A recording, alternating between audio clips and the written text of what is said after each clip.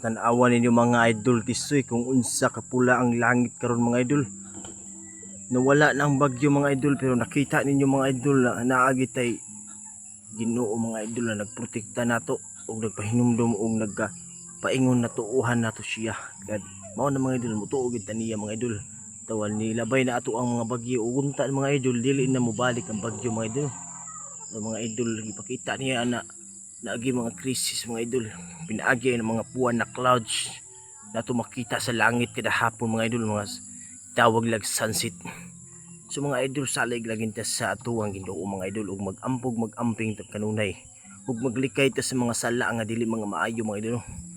Mo may perfecto sa kalibutan mga idol pero ako ay kaingon magampo ug magamping ug magkahiusa alang-alang sa atuang panag tagsang kinabuhi.